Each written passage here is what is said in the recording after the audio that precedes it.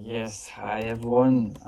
I'm super grateful to be here today with you. My family is doing fine.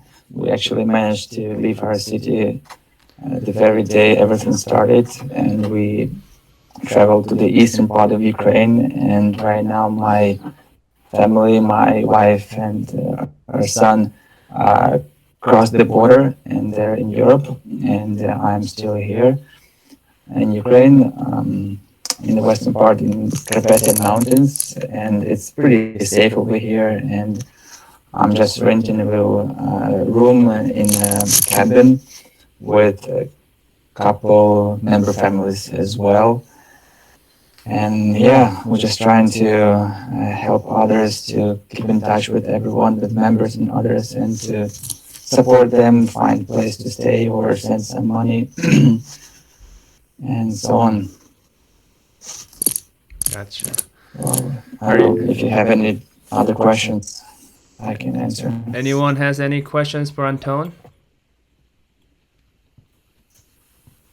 Well, thank you for your supporting message in the chat and stuff. But glad that Anton is safe. As far as I understand, as horrible as the continuing news are, if you're catching up on what's happening in Ukraine right now, um,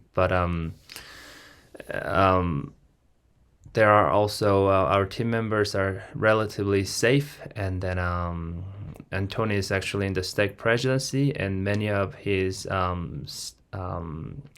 church members in the branch is also safe. So we continue to add our thoughts and prayers for them. Well, really good to see you, brother. Thank you for coming. Okay, so we should probably start with a prayer. For those who just joined us, welcome. We just heard from Anton, our VPM in Ukraine, that at the moment he's doing okay. His wife and kids safely escaped outside the country. Anton is still in Ukraine, helping others. So, with that said, let's start with a opening prayer. And Akash in Pakistan, would you mind to give us an opening prayer if you're able to do that? Because you might not be able to, because your microphone might not be working. So it looks like he's not able to do that at the moment. I'm just gonna randomly pick people. Sorry. Mac, would you like to give it a shot? It's totally fine Yep. if your kids are screaming in the background. That's completely fine. No, that's okay. I can do it. All right. Our Father in heaven, we are thankful for this wonderful day that Thou hast given unto us to gather together. In the video production team, we are grateful for the leadership of WA for guiding us and helping us to improve our skills and to be able to perform the best way that we can. We ask you to bless us now as we go about in our meetings so that we'll be able to learn more and to know what does wanted us to do for our own teams, and most especially to help dying children here on the earth by producing the best videos and outputs that does wanted us to do. We love the Heavenly Father. We pray for the Spirit to be upon us now and for those who needs it most. Um, we open this meeting in the name of Jesus Christ. Amen. Amen. Thank you. Okay. So I think I mentioned briefly on the chat that yes, I just like all of you are, I have been ridiculously busy too, and kind of repenting of it, being too busy or running faster than I can. But at the same time, I also got some feedback from our group, which I really like. That hey, if we're only meeting once a month, we don't get to see each other often. Should it be just used as all tutorials? Because you can just send us tutorial in a separate videos, but can we use this as more of a time to ask questions and share tips and stuff? And obviously, there are team members here who are way more experienced than I am, have more experience, have their own business in video production too. So we would love to hear from them and too. But so my question was, I asked you to come up with some questions to discuss. I have gathered some questions, so here is just a gist of what I want to cover today.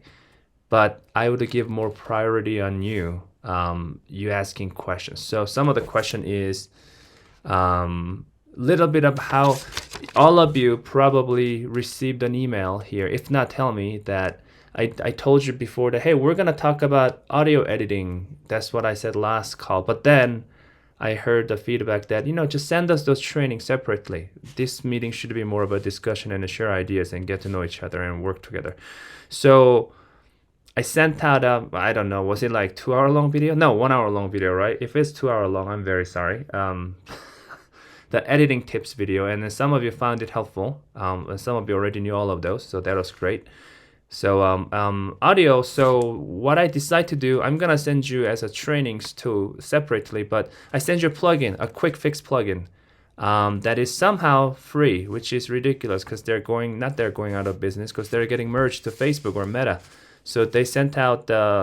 We've been paying about, I don't know, hundreds of dollars a year for the whole organization for one person to use to audit audio, and I had access to it, and I didn't really find it that useful compared to if you actually put the time and edit the audio. But it's a really quick fix. It can fix your audio within like 20 minutes. So some of you ask, how do I use it? So I want to show the example. I want to talk briefly about YouTube SEO. I want to talk briefly about measurement. Again, these are some of the questions I received. I want to talk about what is a proper use of B-roll. I want to talk about what is it? How to actually start. What is a good way to thinking about start a video production business, or how can I make this really my side gig? And I had a question about what about Windows computers? We're all using Mac. I mean, computer, headquarters supporting Mac. What about Windows computer? Are there any good ones? Yeah. So those are some of the things I want to cover based on your questions. And then, one other question was, hey, I'm using Canon M50. How do I really use ND filter? Anyway. So all these things. But before we go from there, let me ask one question now. Is there any, I don't want to call it short, but still relatively short spiritual insight as the beginning of the meeting you'd like to share with us? Whether it has to do with your video production or doesn't have to do anything with it. Like maybe you're reading scriptures in the morning or you had an experience and you felt good about it and you want to share with us to kind of kick off this meeting with a little bit of a uplift. I mean, of course, we heard from Anton, so that was really great. Anybody? Because if not, I'm just going to keep saying stuff. All right. If nobody at the moment, and you can always interject me. One thoughts I had recently while reading scriptures was that and this is because we're all reading Old Testament these days. So you probably are reading, if you're on the right schedule-ish, Jacob. What's his brother? Esau? Yeah. Esau and Jacob. And this is just a personal understanding. So that does not mean this is like church doctrine or anything at all.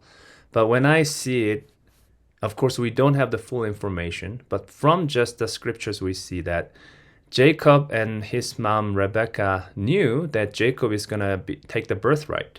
And it gives a hint that Esau didn't take serious of birthright and stuff. So we all knew that, in a way, that God knew that Jacob is going to basically, I don't know, I can use the word take over, but going to be the first birthright.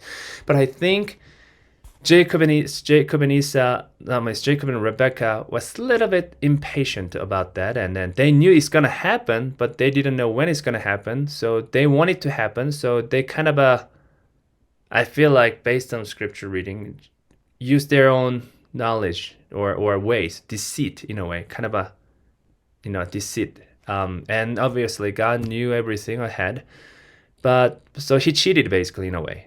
Of course, Esau didn't really care about. Anyway, so then Jacob had to leave the country, and then he got cheated twice, right? I mean, one time because he thought he was getting married to Rachel, but he had to get married Leah, and he's stuck there for 20 years. But when he comes back, I can see that there is a definitely difference in his, because he got matured, he learned, all 20 years, he learned to be closer to God. And by the time he's back, the way he treats Esau is a lot more, quite different. I mean, he could have fooled Esau again if he wanted. He's smart enough, so he can probably cheated Esau again to kind of take the rightful ownership of the whole clan or something, but he didn't. He really was more of a submissive, and he felt bad even in the scriptures, and he wanted to get forgiveness from Esau, and he wrestled with the Lord. He prayed and prayed and prayed. He completely relied on the Lord this time instead of trying to figure out his way out only. And what happened was, obviously his name changed to Israel, that we all know, and the Israel is let God prevail. And of course, we are supposed to be doing the best we can. We always are. We can't just like lay down and like, oh, please bless me, God, and then figure. We are supposed to work. But I just looked at all my life, and I feel like there are sometimes I was so impatient, like, oh, I want to be there too. I want to get that too. And how can I do faster? Like, if everybody else is doing, why am I not doing? Like, what's the point of having all these blessings and patriarch blessing? Like, why can I get there like everybody else, or I want to do? And I feel like there are moments I was kind of cheating my own way out to it instead of waiting on the Lord, or be patient and then faithful. And then we read Joseph. We all know Joseph of Egypt. When he was sold to the whatever that, I don't know, government person, and his wife cause kind of a seduced him. He just ran away, and then he put in the jail. But again, we don't know the full picture. But looks like to me he wasn't complaining too much. He wasn't like, oh gosh, I want to get out. It's not me. Like, he could have maybe, but to me it looks like he just waited patiently, but still doing his very best and doing good there. And then age of 30, he's like number 2 in the entire nation as a Gentile.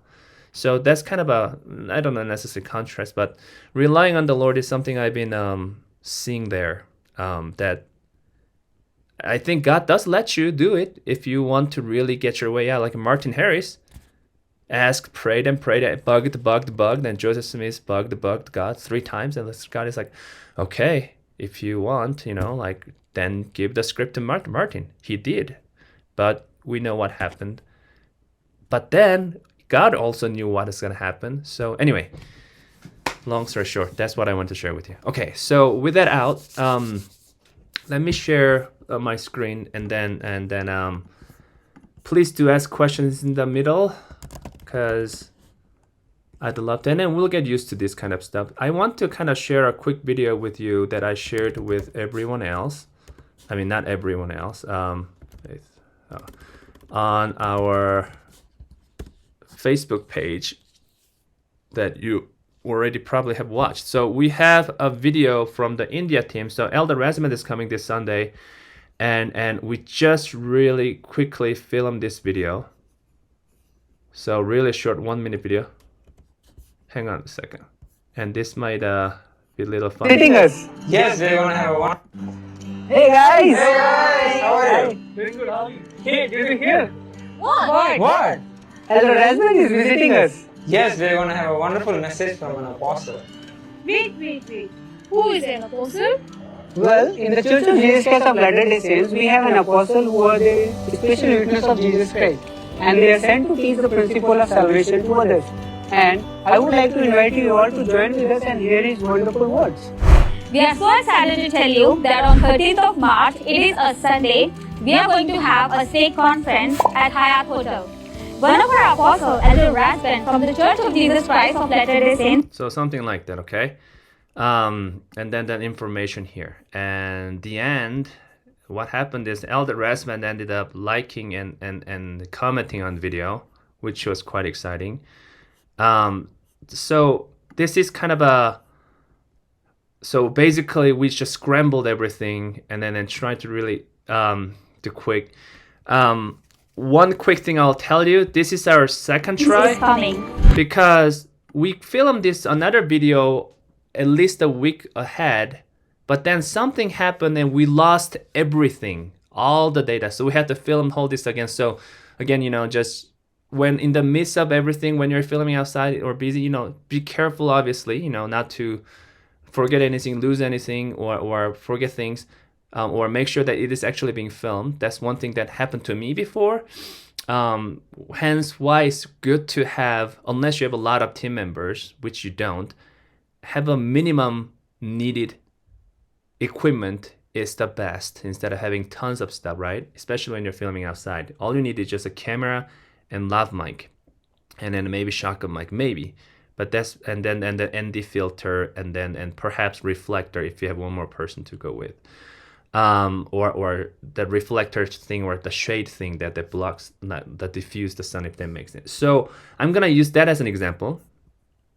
Obviously, this time, because of the time constraint, I helped the team, so I don't have that file anymore on my computer, because as soon as I'm done with it, I just zip it and put on the Google Drive and delete it, or delete it from either my desktop or from my SSD. So I have enough space always. So that's basically how I do it. But here is the original video. Okay, here's the original video. And I want you to see kind of the color difference, and then the kind of the sound quality, and then also the tightening the video. And then this is something that many of you already have experienced, but it's good to see as a reminder. Like, the point I'm trying to make is the importance of audio, and it's always, we can always cut. So the original video was 5 minutes. Hey guys! Hi. Very good. Hey, did you hear? What? Hello, Rasmus is visiting us. Wow, it's exciting. Today I want to have a wonderful message from an apostle. Wait. Who is an apostle? Well, in the Church of Jesus Christ of Latter-day Saints, we have an apostle who are the special witness of Jesus Christ, and they are sent to teach the principle of salvation to others. And I would like to invite you all to join with us and hear his wonderful words. They'd love to come. Yes, we'll join. Is there anything we need to prepare for this? Yes, we have to. We have to prepare ourselves spiritually. And for that, you can read scriptures and do your personal prayers. Okay, so, well, first of all, Aaron, I hope you're feeling okay me just dissecting this video, but this can be really helpful for us to go over, because we are all in the same boat. So are you feeling okay me just dissecting some of your team's videos like this? I should have asked your permission first. Hey, it's okay. Okay. I'm fine. So by the way, this, let me share, can I share my favorite part? I'm sure some of you, when you're filming, you're facing this. This is Aaron's little Yes, sister. please. Yeah, this is Aaron's little sister. What? No, not here. And obviously, she's not an actor or anything, but she's there to just help us. Like, she's just volunteering for us. Visiting us. Wow, it's exciting. So both Aaron and I are just so, not laughing at her, but it's just so cute. But you can see that, especially when we're getting volunteers help, which we do that a lot. And if we're actually doing some sort of skidding or acting, then that can be tricky for all of us. You can also see that, and this, Aaron didn't film this. This is another volunteer who had the camera, because momentarily we lost our camera. Is that you can see that this was filmed in flat profile. Those of you who don't really know what the log file is, don't worry about it. But the original guy filmed in flat profile. And another problem is he is a photographer by nature, so videography is not something he's experienced with. So you can see that the head is cut off, so there's not enough headroom. You will see that this one too, that there is not enough headroom, and he's using Sony A7S. Sony A7 III or Sony camera, my second camera pretty much when I started before, and it's just typical green tint all over the face, and it's just a typical thing. But another thing is, if you see the movement here, I don't know if you noticed it, but it's probably filmed in higher shutter speed or higher frame, like 60 frames per second or whatever, to perhaps compensate the exposure because he's filming outside without an ND filter. So that's another problem, that the motion feels just a little bit awkward. But again, on social media, people probably don't care as much. But the audio here also. Hey guys! So especially if you're listening with an earbud, again, he's a photographer, so he doesn't know this, and then he was just helping us, so I'm grateful for it. So it really hurts the ear. In most cases, audio is really more important than video. Whether that sounds like a cliche or not, we all have to like repeat it outside, okay? Audio is more important than video, especially if you're doing like talking style video, like faith and belief style. Some people will just rather listen than actually watching it. They might be doing dishes, like me does, and then where they might be doing something else, but they want to listen to it. And again, audio is really the key. So I don't know if you can hear this with internet call, but it really is kind of a clipping. It was kind of everywhere. Clipping means, again, and those of you who already know all this, I appreciate your patience in here, that you're not looking at the audio gain in your transmitter or recorder that is hitting the red light all the time. It's too loud, it's lost. Many of you know if we film too bright, then it's overexposed by now. You should all know that by now, right? So we lose that information. It's the same thing with the audio, unless you're using a really nice equipment like a 32V float that prevents and preserve. But again, all of us are mainly using, and the best we have is Rode Wireless Go, which actually does provide float, but most cases, we just have to look at the audio, and then there are some ways to recover some of those. So we'll cover this soon. And then if you have also might notice, many of you have Rode Wireless, and all of you will eventually, for those who work at Morgan Foundation. Sometimes you want to make sure that when you're using those kind of a 2 transmitter and 1 receiver lav mic, you want to make sure that you're listening or you're filming in stereo, not just mono. So some of this, for example, this part here. Message from an apostle. So when Shema is speaking here, only my left speaker I can hear her voice. I cannot hear her voice on my right speaker. And maybe to some it's not a big deal, but it is a kind of a big deal, especially if you're trying to be professional, right?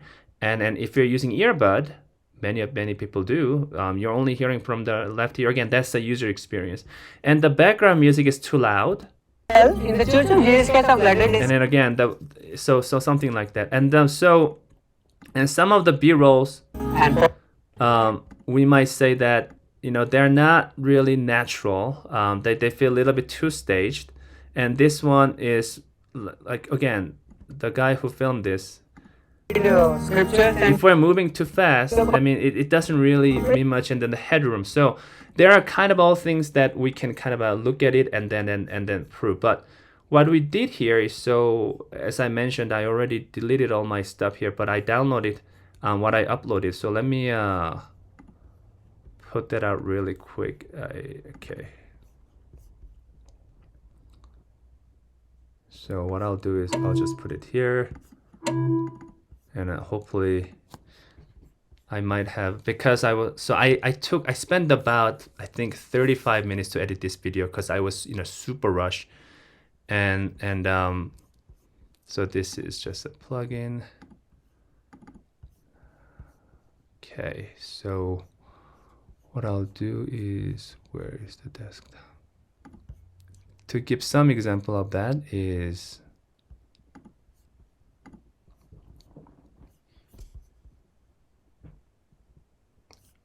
okay, zips are fine. So let me give a couple example here without editing too much, because that's not the point of this video. So I'm just gonna go to editing really quick. And this is what I finished. Let me just add some of this. So let's just start with this. Obviously what I did was, again, I just go through the what I want and then just drag it here, and same thing. I'm not gonna even watch right now, just acting like I already did, but that's exactly what I did. I guess the project file I uploaded I just downloaded as a wrong project file, so it doesn't have saved all the information, but I will do that when I have more time. But let me really quickly go through. Okay, 10th clip. Okay, I didn't save it there. Okay, so let's just say I did this and I added the music and all that kind of stuff.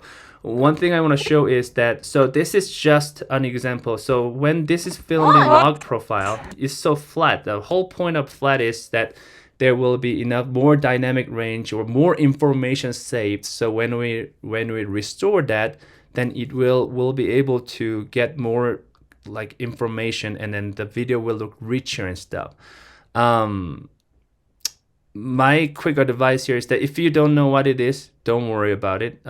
We don't need to worry for most of our production, except for those who are doing professionally, need to use log profile, especially unless you're using red camera, or maybe even you have a lucky to have a chance to play with a mini Alexa,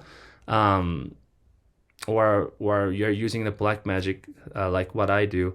Log is basically, you don't need a log profile, flat profile. But when you're actually going professionally, yes, then you will need to learn how to do it. But especially if you're filming indoor, so this is outside, meaning there are tons of lights going on, and then how dark it is, how bright it is, everything will be so different. In that case, yes, you do want to get a benefit of log profile if you know what you're doing. But if you're filming indoor, you really don't, especially unless you're using red camera and more professional camera. You don't need to use log profile indoor. So for example, this is what the guy tried to do, use log profile indoor, and you can see that it's just many of them are underexposed, or there's a lot of noise, visual noise. I don't know if you can see it. So generally, I advise that if you're filming inside and then you're just using a cheap camera or not super professional camera, there's no reason for you to use log profile. Well, let me stop talking about this. So in this case, what I did was, so I went through and obviously this is a wrong approach. Just dragging the whole clip here, like I just did, is kind of a bad habit. So what I should have done is, again, click that and monitor it here, and then pick what I want, and then just keep dragging it. So let's just say I have 3 clips here, and I'll just and then I just finished the basic color grading. So in this case, what I normally do with the log profile, again, this is just for your information. You change there is a input LUT or base LUT, what do we call, and this basically changes. I'm not good at double multitasking, but I would change the LUT first by, let's just say I did doing something this, and then it'll kind of give me the base to start, and then I would then adjust the exposure. So you can see it's the way overexposed. So when the guy filmed this, he didn't expose it right. So something I can do is, I normally don't use exposure tab, but this is kind of overexposed. So in this case, I'm gonna lower it a little bit. And Premiere Pro is really not the best tool to play with exposure. So again, if you're using LUT, log profile, sometimes using stuff like a DaVinci Resolve, which is another software, but again, that's more of a, if you're more serious about color grading. But then the rest of it, this is where, yes, I can bring down the white a little bit, or start with a black, and then bring down the shadow and not. Or I would definitely, this is something I'd probably consider using the color wheels, even though I don't know all about it, but it feels like the change is more gradual. So that's what I would play around and stuff. But once I feel like I have an okay exposure and enough, and I feel like I'm already losing some of this part, and it's not really fixable. But still from there, then I would add adjustment layer. And then I would put on top of it, and this is where I can start adding a creative LUT. And then let's just say I want to play with this, and then adjust the intensity. and then start fixing things around. Maybe I think one thing I forgot to do in the very basic was a color balance, white balance. So I don't know what is the, in this case, this is where things are a lot easy when I have a something white object to start with a auto selector and then I start from there. But that's basically what I did, and adjust some saturation after all that. So that's basically what I did from there. But when it comes to audio, this is the cool thing about the audio. So with the plugin, so once you install the plugin based on what I gave you, you just type in ERA6, and you can go through all this individually with the tutorial video I sent. I know it's probably a little bit difficult for you to see what I'm doing here because of the small screen, but you can drop it, and what happens is now there is a edit, and normally, so for this specific job, I really wanted to hurry, so all I did was just going there, and then I just started look at different options, and I'm like, well, this is outdoor, so I'm gonna do outdoor recording, and then Wonderfulness. and it does everything based on their AI, and then from there I can adjust a little bit. Noise removal is obviously removing noise. You don't really want to do max, like, because that'll sound really bad, okay? So I normally play around. Again, the fact that I'm saying play around, there's no certain percentage that is right. It needs to sound right to you. Again, if you do too much, it'll sound wrong. It'll sound digital. And this is where you really want to use either earbud while you're editing, or headphone, or just a good speaker so you can really understand what's going on. And then a plosive remover is basically like the sound of like pop sound from the mouth. And then voice deepener is sometimes this is helpful. Sometimes you don't need to. You can add other things, like you're outside here, so you obviously don't need a reverb remover, which you probably consider using if you're filming indoor when there's a lot of echo. But then voice level is also very convenient because this takes care of your leveling job. I noticed that the voice leveler here is very related to noise remover, meaning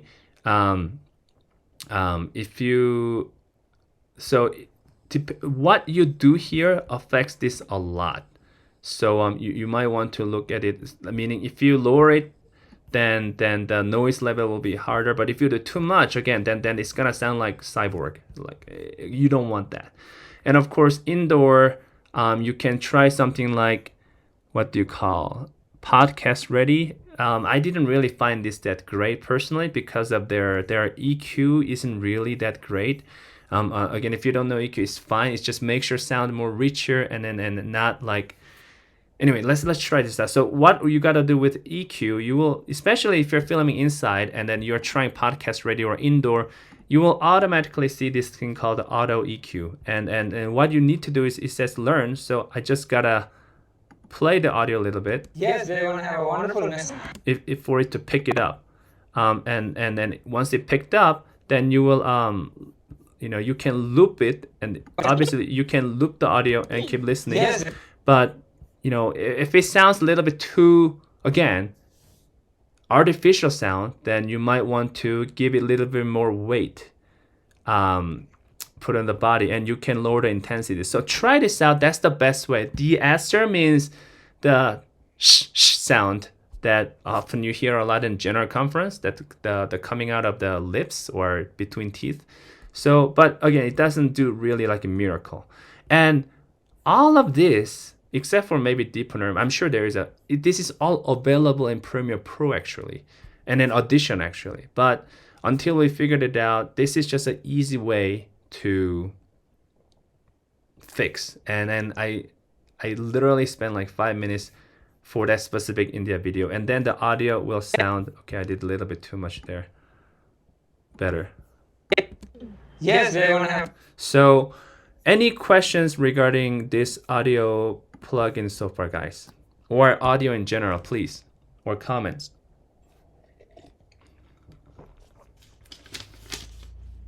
If all good, then please play with it if you can, if you have a means to do it. But it's there, and I think you will be able to use this for free. I mean, this is free. it's not like it's open to everybody. I just went to when I saw the email, I just went to their website and suddenly they have a installer. I'm like, okay, I'm just gonna download it, and it suddenly stopped asking license. I'm like, what? And then I sent it to a couple of you already, and you guys all tried it out. It'll work for you. I'm like, great. We're gonna use it until they stop servicing. So maybe by July, or maybe lucky, maybe whole year. But in the meantime, hopefully we'll pick it up. So I will send out a separate video, just like we did with some editing, but specifically for audio. And then hopefully next month we'll do the same with a super basic After Effects, like not. After Effects is scary, really, but just the basic stuff like that. One last thing on the audio is, just like a filming, audio recording first is really, really important. And many of you, we've tried, I don't know, like I've tried things like whatever, you put it on the wall stuff. Honestly, they didn't really help much in my opinion. Unless you cover your wall with all that, I don't think it does much. And the best thing is just a blanket. Blanket really works the best. But the tricky part is, how do I put the blanket so it doesn't look ugly on my wall? What I've seen other people do is, I'm gonna learn and try, is that you have a camera in front of you, but you put a blanket behind the camera closely. And then the floor actually reverbs more than the wall, I figured. The wall does reverb, but floor is the main reason that reverbs a lot. So you put blanket all over the floor, really, like any blanket. Well, not any blanket. It needs to be a little bit like somewhat thick. And there's a sound blanket, and then we can probably, get you one if you need, but it's not gonna be enough cover. And some of them says we bought a bunch of yoga mat and then reimburse and then put it on in work. I don't know, but you gotta try it out. And then keep listening, try it out, because audio is really the key. And then the best thing I found about the wall so far is that, yes, the wall matters, but the corner of the wall really affects the audio most. So you put a blanket on every single corner, not blanket, pillow, and that actually helps too. I guess because if it's a wall, it just bounces up, but if it's a corner, then it bounces more. I don't know. I'm not an audio expert, but I'm gonna learn more on that. So, and then make sure that when you're filming, I noticed that back then, maybe 2 years ago, the tutorial I learned was, when you're looking at your audio, and when you're filming with Canon M50, it's tricky because it doesn't really show the what do you call it? Sound bar sound channel, unless you go to the specific monitor function. You can still, but if you're using Rode Wireless Go or something like that, it shows there literally. Or if you're using Zoom H1, it shows there. So you want to just check that, okay, is it, so the internet will say around the -23 or around the -15 and -6 decibel. In my experience, if you try to just always focus on that, you ended up anyway having too low noise, and then when you're trying to edit it in the future, it just doesn't work. So as long as you're around -6, I think that's the sweet spot, just for me. Just focus on that. Is it around -6? Is it around there? Yes, there might be some occasional up and down. And then one thing I forgot to tell you is that the plugin I sent you, they do have a thing called a declipper. It's not perfect, but if your sounds are clipping all over, it does try to fix that, and it does a decent job. But again, if you have a question with that, just let me know. But again, we don't want to go through that. We don't want to deal with even the color grading or color correction, too much highlights. So do it in the right, and because we don't need to have the best audio recording for what we do. Lav is the best way to go, really, even if you're filming in a tight space, because just lav is the best way. And then some of you don't have lav mic yet, or what do you call Rode Wireless Go. But if you're using a shotgun mic, you have to be about this close, really, or depending on how expensive yours is, about this close to make it really work. But many of you will film far away. The further you are away from your subject, the shotgun mic is not going to pick up well. So, okay, enough of audio. If you have any random questions, please let me know. A couple other things I want to share with you. I had the chance to join a kind of a small group seminar with a really famous, well-known YouTuber, DP, but who does film for big clients, but many of them actually anyway do. Like, I think what happens is a lot of them do like some footage for some big companies, like because they have a lot of budget, they send it to a bunch of different cinematographer and they do a little bit and then they put it on the resume like, I worked for this company, I shoot for Mercedes-Benz.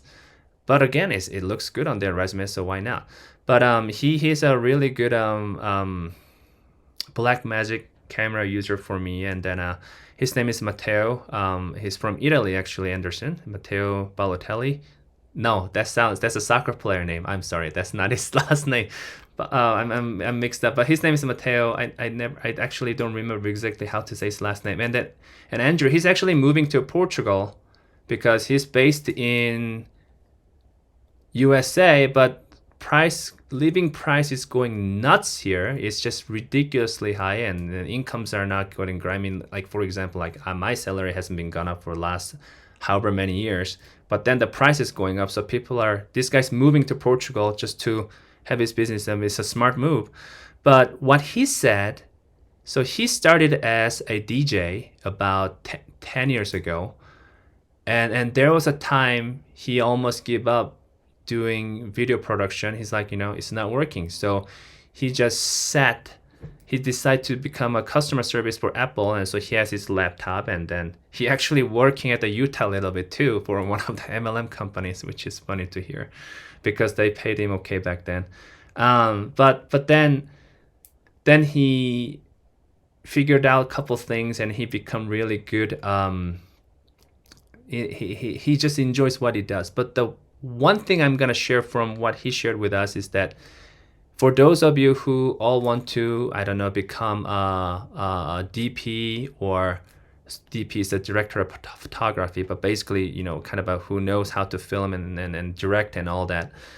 He says something like this, that you have to know kind of a basics of everything, meaning you can't just know filming and not know editing. You can't just do editing and not know filming. You need to get your hands on both, and you need to know how to film and you need to know how to edit. And then you will have a preference which one you like better, but you want to do that both, and then that will basically give you the starting point. So that's something that I learned. So and then I'll share more tips as I get to ask him personal questions and all that. But so that's one thing that obviously many of you here are not really interested in, like, well, I'm not gonna, this is not really like my real-time job. Well, it's not for me either. I mean, I'm not really a professional filmmaker like some of you here, but I do keep it as kind of okay, if something happens, then maybe this is what I'll do, like as a backup plan, or it's a possible option, possible skill. So while you're here, at least getting the best out of this, meaning, okay, there are available resources and I want to be more effective. Like, what are some of the ways I can learn the best that if something happens, then I can use this as a side gig and stuff. And then one thing I wanted to do also sometime this year is to help you with a little bit of business side. We definitely have a Mac, Andre, and then Lucas, who does this, who has their own business, who can share their kind of idea, like, okay, what is it like to working with the wedding videos? I've never shot wedding videos because I felt it's overwhelmed. I'm like, I don't want to spend my entire day there and then only get like $500. That's just, to me, I don't want to do it. But these guys have, and then not that rate, but they also have other clients, like which clients is easy to use, what are some problems, and also hopefully by the end of the year, for those of who are interested in, I do want to help you to set up your own like a portfolio stock website. There is a call. What you do is just have a simple website. You can use a free version of WordPress and just have 6 videos of yours. And I forgot the exact term, but there are a thing called and if you know this term, let me know. You put like a 10 seconds or 30 seconds of your video there, like stock ad. It's not stock ad, it's something ad. And you put it up there, and then you have a portfolio, and then you have a different scenario. Okay, I filmed the interview before, I did an ad before, I did some kind of a cool skit before, or I had some experimental shot before. And if the fact that you can have that, and then and just know the basic kind of how advertising works to put your work out, I think that'll be good for this group, just to have that skill basically. But obviously that needs to be based on, you know how to shoot film, and you know how to color edit and color grade. Another question, any other questions so far? If not, I'm keep going, because you did give me some good questions here. Do we have a plugin for color grading too, just like the audio grading? I have used a couple color grade plugin before, especially when I was learning. So Cinema Grade is one of them. They propose that you just click a couple things and it'll do all the job for you. There is another thing called the Color Finale I used before. Some professionals use it, and it makes it, and they've all focused on your footage look like a cinema or a movie. So Andrea just commented that if you have a subscription to Adobe, you all do, because you're using stuff, but then portfolio. Well, I guess you are using a company account like Chinese Morgan Foundation or Portuguese Morgan Foundation. So Andre, can they make a free account and use? Okay, so free account works too. So check that out. I'll keep that in mind. But when it comes to color grade plugin, again, it's the same thing. Nothing can fits for all. So plugins are good and it can make your job faster. And then I feel especially good about using the audio plugin, something like this. But general color grading stuff, what you really want to is make your own workflow, that you are familiar with this camera and you know how to shoot the best beginning point, and you have your own kind of a workflow. That's just the best. And then when you get used to that, then again, this is more of a future speaking, but if you're really into this, you got to, when you feel like, okay, I know how to do filming, I know how to do editing, both footage and audio, then you should rent a expensive camera from a studio, and maybe it's $100 a day, but you just borrow one day, but you will borrow a $50,000 camera like Red Dragon or Red Raptor, and then you shoot it, and you have an experience of like, what is it like to use this production style camera, and then you return, but you have the footage, so you put it on your computer, and then you play with it. So I had a really successful DP who films for general conference advertisement for the church. Church does send out some like, hey, can you provide some footage for us here? And he, when I visited his house, he doesn't have a camera. He doesn't. I'm like, how come you don't have a camera? I have like 5 cameras in my house, even though they're all now like professional. And he says, no, I have only 2 lenses, and they're not even like expensive lenses. Everything else you just rent. I had enough experience, so I just rent. And when I work with a client, when I give them the budget, I include that rent budget, and I borrow the camera and then film and return. I don't have to pay like $50,000 per camera. I don't have anything like that, of course. My cameras are just like Sony cameras and stuff. But anyway, so that's a little bit on more of a, hey, if I want to really use this as my side gig, what do I want to start? Okay. What else do I got? Computers, really quick. So I think for Mac users, really,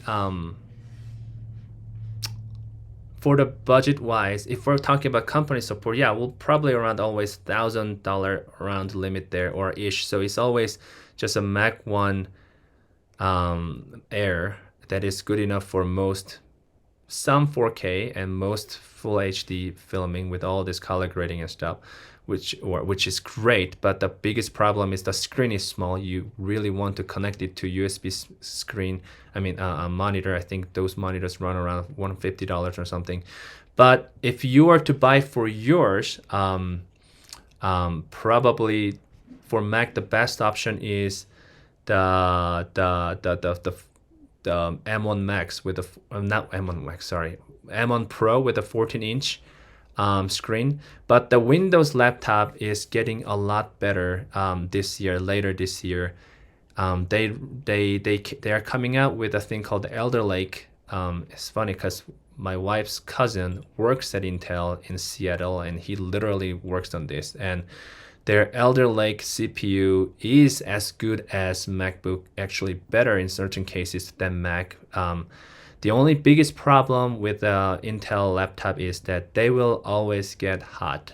But not so much with the Elder Lake. Maybe I think they really did it, and so I didn't see much heat problem. But the biggest problem again is I don't know how Mac does it, but they're so efficient. So if you're especially on the run taking out, you're not connected to the battery, but the Mac will last you for a while. I'm using a 16 MacBook Max, still paying it off. Not a good advice because this is my personal device. But we might try some Intel. So if some of you who are waiting to get some company help to get the company equipment, and then you just don't want to do Mac, we might definitely look at the Windows option, but that'll have to come a little bit later because we want to test out before we make a decision. But again, what you have is what you use. So that's all good. Okay, so that's a little bit on that question. What other questions do I got? I got a couple more questions. The measurement and YouTube SEO. So some of you may have wondered, hey, so I'm in charge of a YouTube channel. So what kind of a SEO tool or SEO training do I need? So on that, my quick answer is don't worry about it, because to me, there's no benefit of really using the SEO tool, at least from my experience. And I do a lot of SEO for the website end, so I know what I'm talking about. But YouTube SEO wise, if you are putting out a good content and you make sure that your title and then your description is useful actually, and then your thumbnail looks really good, and I gave you some example of Samsung script and stuff, that's what matters the most really. And then this leads to my final discussion point on measurement. This is something that you will hear more from your team lead throughout this quarter and next quarter. But the question I want to throw out is, the big part I want to say is everything we're doing is good. It's really good. Like, we are doing great and we've improved a lot. Everything we're doing is good, but there might be more good, right? What I'm trying to say is, hypothetically, if you're publishing one video every week because you feel like you need to, because we told you to before, but then let's say each of your video gets about 300 views. That's about it. Let's just say that's about it, as an example. And then at the end of the month, you get 4 videos out and you get 1,200 views. Let's say you really thought about what video should be helpful and most helpful, and you put a lot of efforts in it and then stop. Maybe about the same amount of time you'd spend on these 4 videos, but maybe less burden, because you don't have to worry about this topic, this topic, this topic, this topic. It's just one topic, and then you focused on it. And then the quality was great. And then let's say that video, one video a month, that video, again, this is just a hypothetical example, got 10,000 views, which is possible. Then obviously we can see that which one has more impact in a certain way. So we might want to think about nowadays that, and there were definitely time, all we're trying to do is get the video out. But we might want to think about, is this really helpful? If you're thinking about, if I don't put out this video, is it gonna hurt somebody, or is it gonna like decrease the number of people whose faith is affected? And if not, then so that's something I want you to start thinking about it, because I think there has been a kind of a idea that we should publish two categories of video. One is faith and beliefs, like where people who will have questions about specific things about the church, then we want to answer those questions. We want to be prepared because the anti-faith movement is still there, will be there, always be there. So we want to be prepared for it. But at the same time, on the other end, we've been talking about how can we have videos that the faith can be more relevant to our lives. And this part, you guys, a lot of you struggled. Some people did a great job, figured out. But again, it's a creative stress. And then sometimes we might end up doing the same topic over and over again, like how to overcome challenge. We did that before. So what we're trying to do with organization is that a shift from trying to, like, yeah, there are videos that we can just get it out relatively easier because the script is there and stuff. But then what about the life related situation? Like, how do we do this? Like, how can we do this? We're going to turn that more into live streaming. So, and live streaming is obviously everybody does it. So it is something that you guys might want to be looking at. Canon M50 has a horrible live streaming capacity, but I'm not necessarily talking about just a specific camera. But if your team member, team lead, or content manager is going to be the person who will be on the live streaming and answering these questions, it's a lot easier because we don't have to script, we don't have to plan everything, but they already know what they're going to talk about, and then they can interact with people real time who is asking questions about life related and stuff. So your job will be then make sure that with whatever the camera you have, whether it's a webcam, and there are like nowadays like 1080p webcam that you can buy separately even on some, and then how you can make that look as good possible. The lighting is obviously the key. How you're gonna coach or help your people, and then what are you gonna do with the audio? Gradual improvement. But then if that live streaming, what we call online programming, is the main source of how we are really reaching out to these non-members, and many of you have, some of you definitely have done live streaming already before, then that can go with your normal video production. That because the people in the live streaming can say, hey, that was really good today. Next week we're gonna talk about this, but as a kind of a homework, would you guys make sure to watch this video that we published before? So that can be reciprocal. And then so there will be more stuff coming out on this subject matter from your team leads throughout the months. But basically, don't become a slave of your content calendar because you planned something before, because we need to fill this content calendar out, because this month is this month is the month of this, or this week is a weekly theme. I would move away slowly from that kind of a trying to catch up with the content calendar, but you become the owner of a content calendar and provide something that is most impactful. Then we just need to get it out. All right, that's the end of what I prepared. I feel like even though I did answer some of the questions you submitted, but I feel like I'm the only one who talk. And but if you do have some feedback on how we can improve or make this more of a place that we can work together, I would appreciate. And then any other questions or comments before we depart? Okay. I just forgot to mention one last thing. So go ahead, Andre, please. Just congratulate the Aaron about this video, because this is doing right. I learned so much doing just like him. Put my hands and do it. In and do it. So it's the best way to learn. Do it. So congrats to Aaron for this video. It's so magical. He's doing right. He's doing the right way. Congrats, Aaron, about this video. Thank you, Andre. Appreciate the support. Yeah, and again, like, I don't know, do we even have any videos on Apostle comment? Which is just amazing. One last thing I will share. You guys are welcome to go because I already finished my mark. But one quick thing I forgot to share was I wanted to kind of go over some of the videos here because I looked at every single one of them. And then I do want you to go through them, some of this. I thought this looked really nice, and many of them looked really, really nice. And typical of me, I love sometimes criticism or more of a feedback, because when one of you like, hey, I feel like you're tutorialing too much. Can we make it as a more discussion?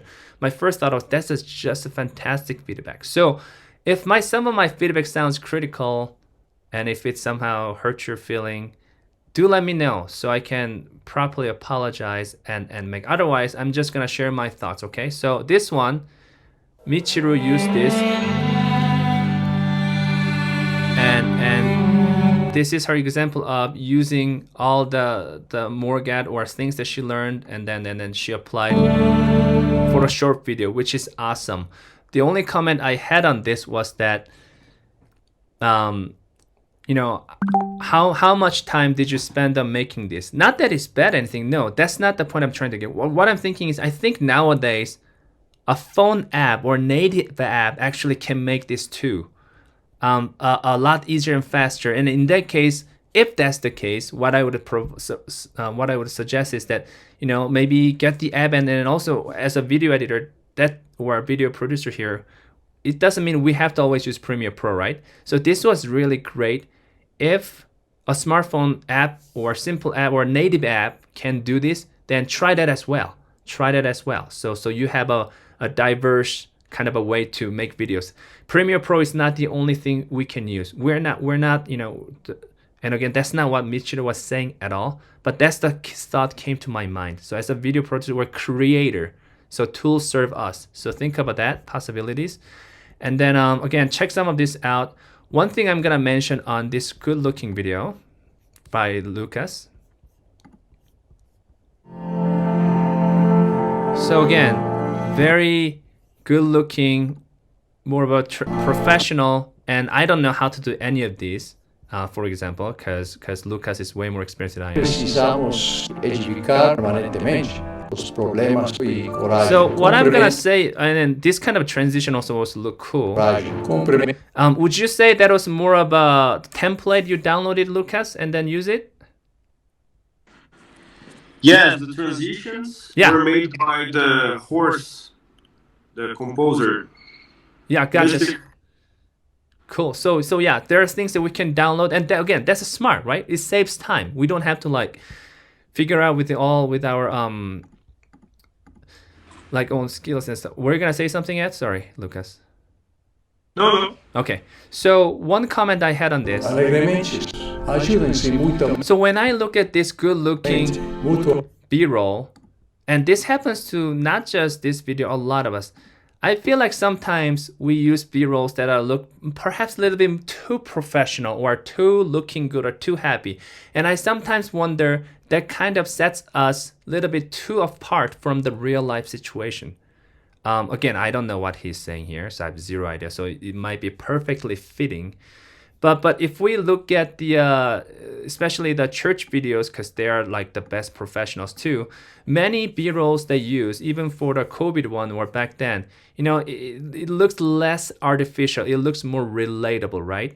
And then of course part of it is because again they specifically asked, like people, the DPI knew that, hey, can you go film something like this that is specifically for our video? And then in the future, you might definitely, when you have a better lens and stuff, you might definitely go film your own B-rolls.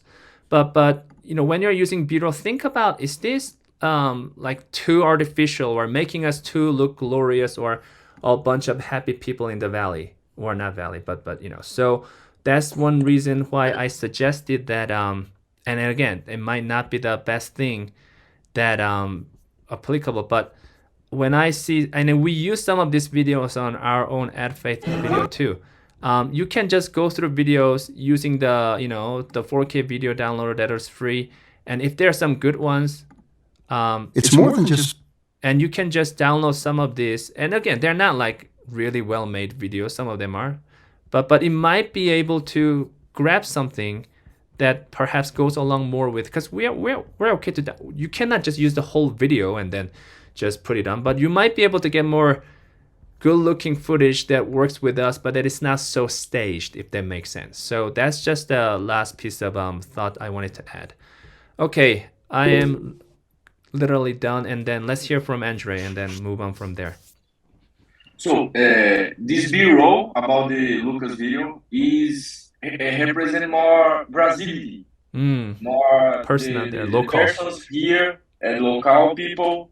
We the most Brazilian people is so happy. The Brazilian people is transmitting the happiness. You look on the Brazilian guy, you saw happiness. So this B-roll is about this happiness. Is around the apostle saying in this video. Gotcha. So get happy, and this video is for art grid. Art grid, Is yeah. about art grid. So I think this Lucas uh, trying to transmit Right. this happiness about this video. Yeah, and that totally also makes sense. Again, like I said, I have no idea what elder Christophers is saying there. So it fits really well. Locality is definitely a good thing, and then if it works for your audience, that's what matters. But overall, think about when we're sharing our message. Obviously, if there is needs to be happy, but just so take it as a whole, more about just like what is. Are we just saying what we want to say, or are we actually looking at our audience and then and really think about from their user experience? And clearly, in this case, Andre and Lucas did. Okay, unless we have any other questions, I'll end this call. Sorry I went over 10 minutes, but thank you again all for joining. And next month, let's hopefully we'll have more questions from there. Thank you, guys. Thank you. Thanks, everyone. Thanks, Juan. Thanks, Bye bye.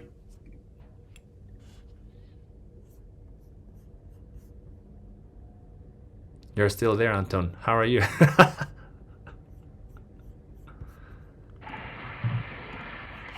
I'm fine, thank you. Yes.